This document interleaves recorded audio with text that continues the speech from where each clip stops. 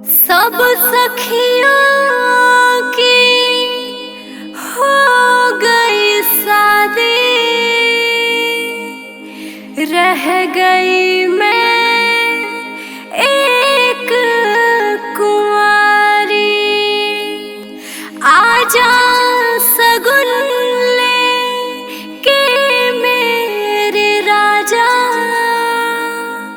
कर ले वे हम भी शादी, कर ले वे हम भी शादी।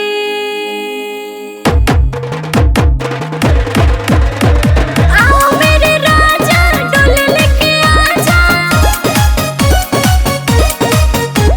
लेके ढोल बाजा, आजा मेरे राजा।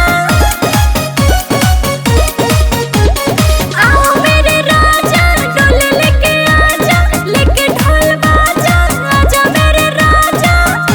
ओ राजा जल्दी से आजा रे, ए राजा बजा दे बाजा रे। ओ राजा बजा दे बाजा रे, ए राजा बजा दे बाजा रे। ओ राजा बजा दे बाजा रे।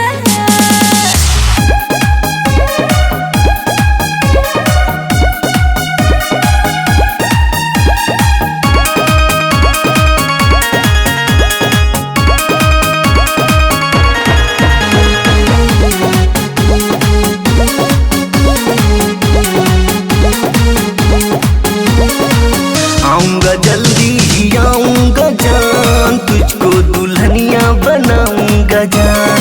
मम्मी पापा को पटाऊंगा जान, कैसे भी उनको मनाऊंगा जान, उनको मनाऊंगा जान।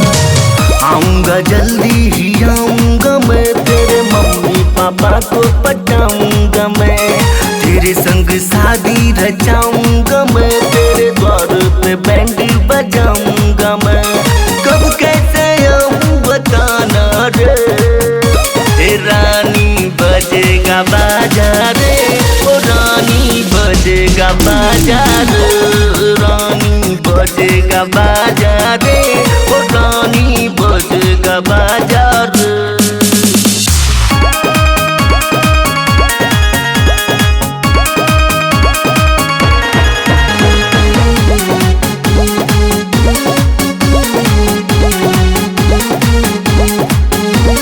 घोड़ी से आजा या गाड़ी से आजा, मोटर से आजा या साइकिल से आजा, जैसे भी चाहे तू आजा सनम, पर मेरे राजा तू जल्दी से आजा।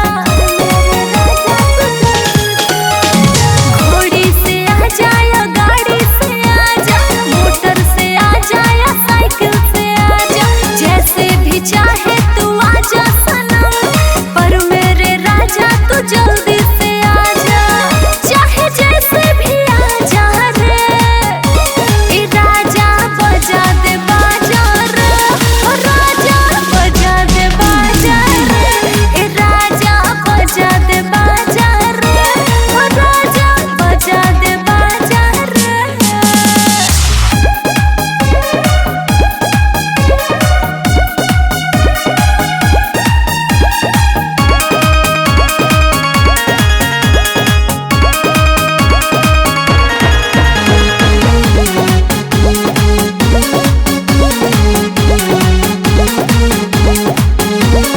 तेरे साथ सपने सजाऊंगा जान, तेरी सारी मनसा पुराऊंगा जान। तेरे साथ फेरे लगाऊंगा जान, लंदन पेरिस घुमाऊंगा जान, घुमाऊंगा जान। तेरे सारे सपने सजाऊंगा मैं, तेरी सारी मनसा पुराऊंगा मैं। धीरे धीरे बाहों में लेके सनम, धीरे धीरे तुझ में समाऊंगी जान, तू भी मुझ में समाना रे। ए राजा बजा दे बाजा रे, ओ राजा बजा दे बाजा रे। हे रानी बजेगा बाजा रे, ओ रानी बजेगा बाजा रे। आजा रे जान आ जाओ रिंकू राजा, दिल बेचैन